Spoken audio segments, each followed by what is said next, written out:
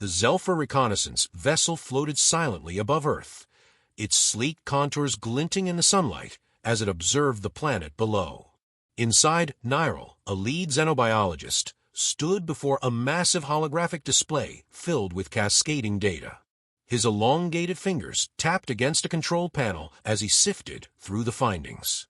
It was unlike anything he had seen in his years cataloging life forms across the galaxy. Humans were predators. That much was certain from the data. Omnivorous, tool-using hunters with a capacity for violence unmatched among the sentient species the Zephyr had encountered.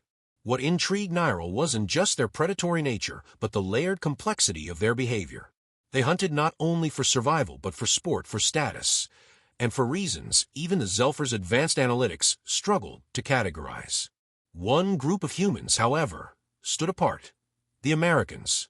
Nyril's findings showed that this subset of humanity demonstrated a blend of aggressiveness, ingenuity, and competitive drive that made them singularly fascinating and perhaps dangerous. Wars fought with relentless strategy, global influence secured through dominance in nearly every arena, and a cultural ethos that seemed to prioritize resilience and triumph above all. The term apex predator wasn't just a biological classification. For Americans, it was almost an identity. Nyril's interest had evolved into an obsession. He argued before the Council of Inquiry that closer observation was necessary to understand these creatures fully. His peers were hesitant. The Zephyr were a peaceful people, their evolution favoring cooperation and coexistence.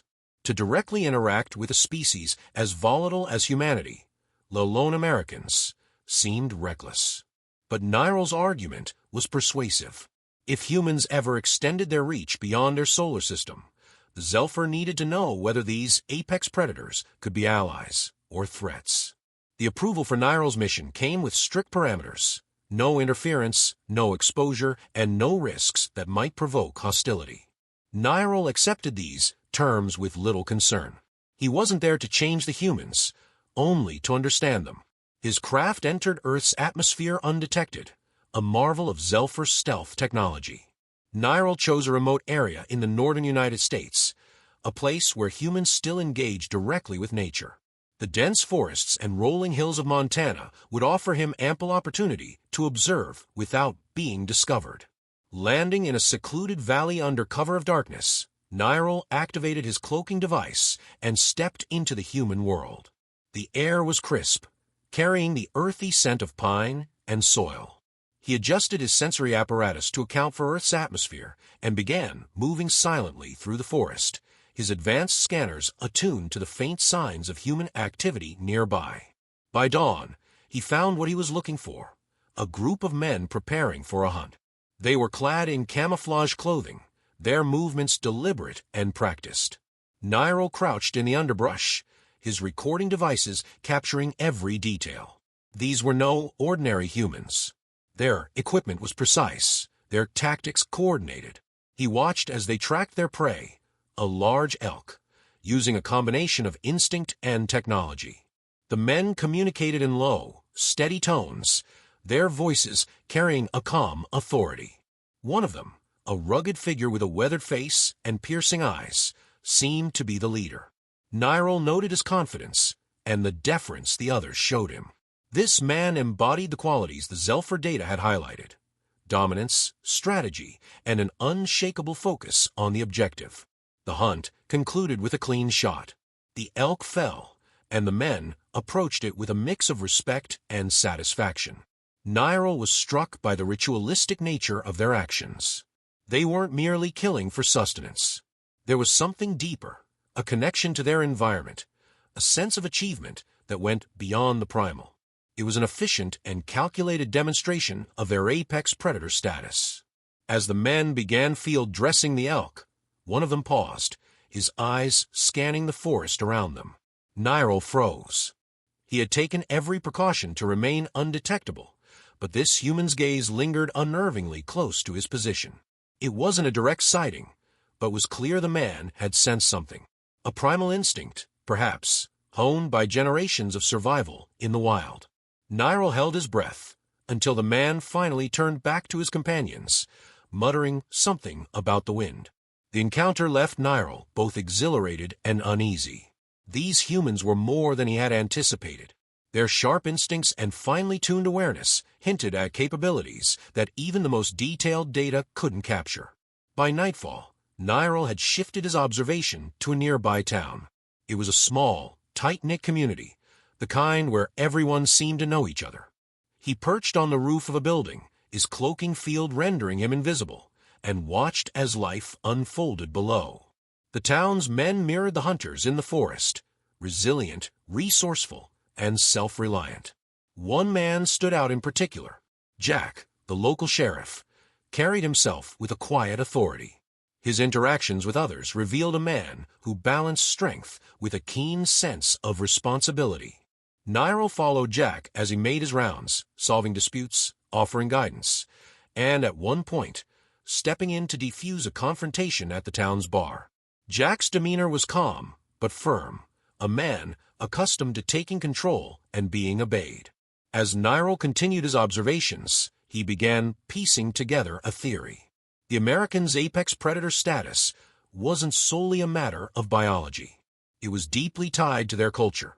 Individualism, competition, and a relentless drive for success shaped every facet of their lives. It wasn't just about hunting or fighting. It was about mastering their environment and dominating any challenge they faced. But with that understanding came a question that gnawed at Nyril. If these humans could harness such power for progress, what might happen if they turned it outward beyond Earth? The thought was both thrilling and terrifying. Before he could dwell on it further, a faint alarm on his wrist device jolted him back to reality. Something was approaching his location, something fast and unfamiliar. Nyril's first thought was that it might be a human vehicle, but the readings suggested otherwise. He activated his cloaking field and prepared to move, his mind racing. Whatever it wasn't human. Nyril moved swiftly through the forest, his cloaking device shimmering faintly as he slipped between the dense trees. The alert on his wrist continued to pulse, its rhythm quickening. Whatever was approaching was closing the distance faster than he anticipated. His mind raced with calculations. The readings were unlike anything native to this planet, yet they carried an unsettling familiarity. He stopped and crouched low, letting his camouflage blend him into the undergrowth as he scanned the area with his advanced optics. A faint hum reached his ears, too mechanical for any Earth creature. His device confirmed it. Something extraterrestrial was in pursuit. Nyril cursed under his breath, in his native tongue. He had taken every precaution to ensure his mission remained undetected. Either his stealth systems had failed, or something, was already watching him long before he arrived on Earth. The hum grew louder, accompanied by a faint ripple in the air above.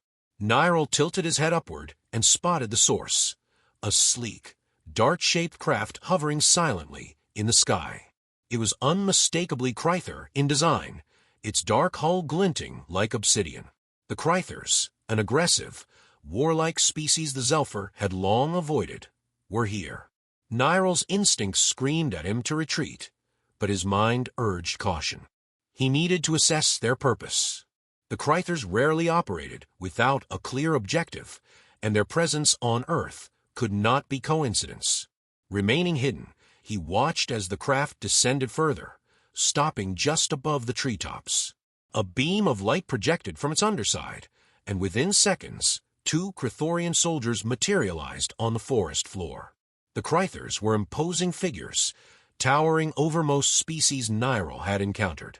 Their jagged armor glinted menacingly, and their predatory eyes scanned the area with practiced precision. They carried plasma rifles that glowed faintly, their movements efficient and predatory. Nyril's stomach tightened. If they had tracked him here, Earth's humans were in greater danger than he'd anticipated. The Krythers began to speak in their guttural language, their tones sharp and commanding. Nyril's translation software quickly parsed their words. They were hunting, not just him, but evidence, proof of his mission, of Zelfar interference. If they found even a trace, it could mean catastrophic consequences for both Nyril's people and the unsuspecting humans. A sudden rustling in the underbrush made the Krythers snap their weapons toward the sound. Nyril followed their gaze and saw large, shaggy bear lumber into view. The creature sniffed the air, seemingly oblivious to the danger it had stumbled into. Nyril's fingers tensed. A single wrong move, and the Krythers would open fire, shattering the delicate balance he had tried to maintain on Earth. But before the Krythers could react, a gunshot cracked through the forest like a whip. The bear reared back, startled, and bolted into the trees. The Krythers froze, their attention shifting in the direction of the sound. Nyril's heart sank. The hunters from earlier had returned. Moments later, Jack and his group emerged from the shadows, their rifles raised and their expressions sharp with focus. They moved like a cohesive unit, each man covering an angle, their steps deliberate and silent. Nyril marveled at their discipline. These were not mere civilians. They were skilled predators, accustomed to danger and prepared to face it head-on. The Krythers, to their credit, hesitated. They had likely never encountered humans before, let alone ones who exuded such confidence in the face of the unknown. Jack's voice cut through the tension, firm and commanding. "Whoever you are, you're trespassing. Drop your weapons, now." The Krythers didn't respond, their claws tightening on their rifles. Nyril could see the calculations in their eyes. These humans didn't know what they were dealing with. A single plasma shot could incinerate them. And yet, the Krythers hesitated. Perhaps it was the sheer audacity of Jack's tone, or the way the men surrounded them like wolves circling prey. Nyril's mind raced. He needed to intervene before bloodshed broke out, but revealing himself risked exposing the Zelpher and jeopardizing his mission. As he debated his options, Jack took a step forward, his rifle unwavering. "I said drop it," he repeated, his voice colder now. "You don't want to find out what happens next." The Krythers snarled, their language unintelligible to the humans, but filled with defiance. One of them raised his weapon, aiming squarely at Jack.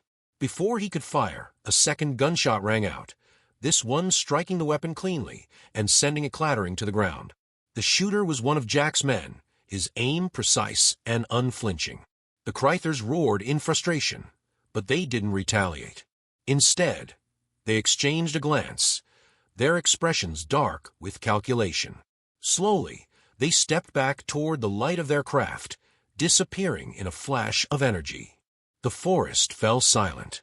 Jack lowered his rifle, but kept his eyes fixed on the spot where the Krythers had vanished. The other men exchanged wary glances, their grips still tight on their weapons. "What the hell were those things?" one of them muttered, breaking the silence. Jack didn't answer immediately. Instead, he scanned the area with a gaze that felt almost predatory in its intensity. Nyril held his breath, still concealed but acutely aware of how close he was to discovery. Jack's eyes lingered near Nyril's hiding spot for a moment before he finally turned away. "Whatever they were," Jack said, his voice grim, "they're not from around here, and they'll be back." Nyril's mind raced as the men retreated into the forest, their conversation fading with distance. The Krythers' arrival had escalated everything. This was no longer a simple observation mission. The humans, particularly Jack and his group, had already proven themselves capable of facing threats far beyond their understanding. But would it be enough? Nyril knew he couldn't remain a passive observer any longer. If the Krythers returned, Earth's apex predators would need to become more than hunters. They would need to become warriors. The sun dipped below the horizon, casting long shadows over the forest as Jack stood at the edge of town, his rifle slung over his shoulder. He gazed at the darkening treetops, his jaw tight. The events in the woods had been unlike anything he'd encountered before. Those creatures, those beings, weren't from Earth, and the thought gnawed at him. Something about their presence felt less like a chance encounter and more like the prelude to something worse. Behind him, the men he'd come to rely on in moments of crisis were gathering. Dale, the sharp-eyed marksman, leaned against his truck, absently checking his scope. Mason, the quiet but dependable survivalist, worked methodically to reinforce the barricades they'd thrown up at the edge of town. The others moved with a mixture of tension and determination, their trust in Jack unspoken but palpable. "They're coming back," Jack said, breaking the heavy silence. Dale straightened. "How can you be sure?" Jack glanced at him, then out toward the forest. "Because if we were in their shoes, we wouldn't leave without finishing what we started." Before anyone could respond, a faint tremor shook the ground beneath them. It was subtle but unmistakable, like a distant rumble of thunder. Jack's eyes narrowed, and Mason stepped closer, his voice low. "That's not good." The tremor grew stronger, accompanied by a low hum that seemed to come from everywhere and nowhere at once. Jack barked out orders, and the men moved quickly, securing their positions and readying their weapons. They didn't know what was coming, but none of them planned to face it unprepared. In the cover of the trees, Nyril observed the scene with growing unease. He hadn't intended to follow the humans back to their settlement, but something about their resolve compelled him. These were no ordinary predators. Their instincts, their adaptability, it was unlike anything he had studied before. They weren't just preparing to defend their territory. They were preparing to win. The hum grew louder, and the first glimpse of the Kryther assault came into view. Their craft descended slowly, ominously, its hull shimmering with alien energy. More soldiers materialized in flashes of light, their ranks orderly and their weapons gleaming. Nyril counted at least a dozen, their movements precise and deliberate. This wasn't a scouting party. It was an eradication squad. Jack stepped forward, his voice steady despite the tension thick in the air. "Whatever you are, this is your only chance to leave. We don't want trouble, but if you bring it here, you won't like how we handle it." The Krythers didn't respond. Instead, one of them raised its weapon, and a bolt of plasma seared through the air, striking a nearby barricade and setting it ablaze. The message was clear. "Dale, Mason now!" Jack shouted, and the men sprang into action. Dale's rifle barked, the sharp crack echoing through the night as his shot struck the Kryther nearest the front. The creature staggered but didn't fall, its armor absorbing the impact. Mason, meanwhile, triggered a makeshift trap he had rigged earlier, a series of tripwires connected to explosives. The forest lit up with a fiery blast, sending two Krythers sprawling. Nyril's heart raced as he watched. These humans were outmatched in technology and numbers, yet they fought with a ferocity that bordered on reckless. But it wasn't recklessness. It was strategy. Every move was deliberate, every action coordinated. Nyril's admiration grew, but so did his fear. Without intervention, the humans wouldn't last long. Taking a deep breath, Nyril deactivated his cloaking device and stepped into the open. Jack's men froze at the sight of him, their weapons pivoting toward the new arrival. "Wait." Nyril raised his hands, speaking in the universal translator's soft monotone. "I'm not your enemy." Jack didn't lower his rifle. "You've got about 5 seconds to explain what the hell you are." "I'm a researcher," Nyril said quickly. "I came here to study your species, but those," he gestured to the advancing Krythers, "are not like me. They mean to destroy everything here." Jack's eyes narrowed. "Why should we trust you?" "Because if you don't," Nyril said, his voice steady despite the tension, "you'll lose. But with my help, you might stand a chance." The moment hung in the air, heavy with uncertainty. Finally, Jack gave a short nod. "You better not be lying." Nyril moved quickly, his advanced systems analyzing the Krythers' positions and relaying data to Jack and his men. "Their armor is weakest at the joints," Nyril explained, pointing to his wrist device.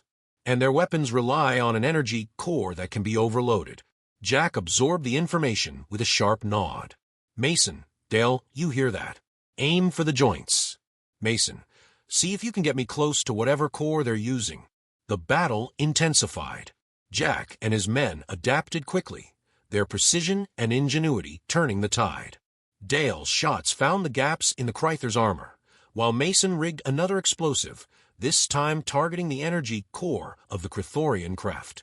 The blast sent a shockwave through the forest, disabling several of the alien weapons. Nyril fought alongside them, using his advanced technology to disable Chthorian systems and shield the humans from plasma fire. The sight of him standing shoulder to shoulder with the men he had been studying felt surreal, but in the chaos, they had no time to dwell on it. They were a team now, bound by necessity. Finally, with a final coordinated assault, the humans overwhelmed the Krythers. The remaining soldiers retreated to their craft. Their mission failed. As the alien ship ascended, its hum fading into the distance, the men let out a collective breath.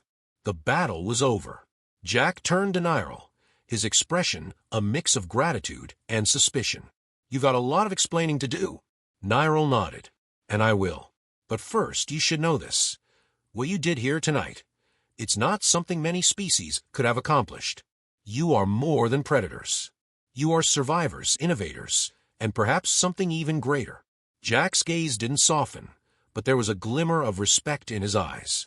"Then you better hope your people know that, because if more of those things come back, we won't be hiding." Nyril allowed himself a small smile. He had come to study apex predators, and had instead found something far more profound. As he looked at the men around him, scarred, exhausted, but unbroken, he realized they weren't just Earth's defenders. They were its future.